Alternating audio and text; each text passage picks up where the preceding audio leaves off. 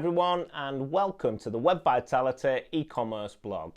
Here we'll be discussing anything and everything there is to know about e-commerce whilst ultimately helping you guys sell more online. But before we jump in, do me a favour, usual stuff, hit the subscribe button below, help us out massively. So today's topic is going to be my 5 top tips on cart price rules in Magento 2.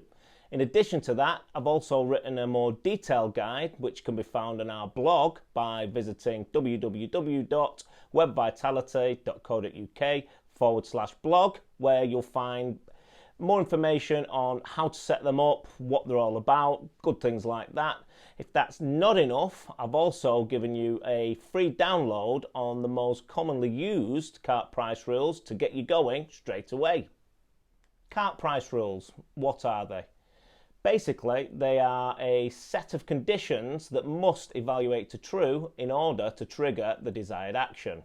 What that means in layman's terms is if you've ever used a voucher code or taken advantage of a buy one get one free offer online, then you've no doubt set off a set of cart price rules to get the money off that you expected. Now, Magento out of the box comes with a whole host of possibilities when it comes to cart price rules. The problem is deciding which ones to actually create and then setting them up in the first place, because there's a lot of trial and error goes on, and I've spent many an hour setting them up for them not to work when I had a full head of hair. Price rules in Magento 2 are split into 5 sections, the first of which is the rule information. So these are things like the name, the priority, the length of time that the rule is going to run for. The second is the condition section, and this is all the conditions that need to evaluate to true to trigger the third stage, which is the actions. Now, the actions are the desired outcome, so the amount of discount that you want to get off, or give off, should I say. The fourth are the label sections, so these are what the rule is going to be called and what would be displayed at the cart section, so the user knows exactly how much they're getting off and what voucher code they've actually triggered. The last but by no means least is the manage coupon code section. So this is the section where you can generate lots of different voucher codes automatically for single time use. Why that would be useful is if you're running a Groupon campaign or something like that where you need to supply them loads of voucher codes that can be just used once, this is the place where you'd set them up. Not wanting to bore you all to death, here are my top 5 rules on setting up cart price rules and making everybody's life a whole lot easier.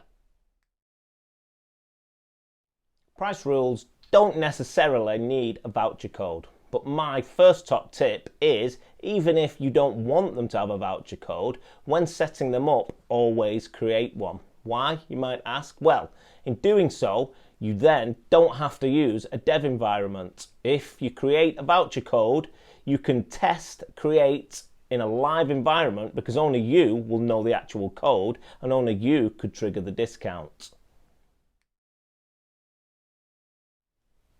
When setting up a condition, there's many different options, and there's one quick time saver which I think everybody would benefit from. When selecting the is condition, I would recommend always setting it to is one of rather than just is.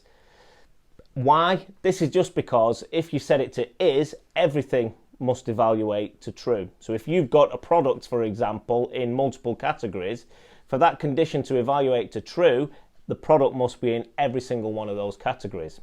If you select is one of, then it only has to be in one of those categories. Now that might sound straightforward, but the amount of times that I forgot it, now I just end up doing it as a matter of course, just to save time, and you get the same outcome without the headaches. Another condition tip here for you now. When setting up conditions, if you've got 2 conditions, don't forget to trigger the second condition. Many a time again have I set up multiple conditions within the same condition.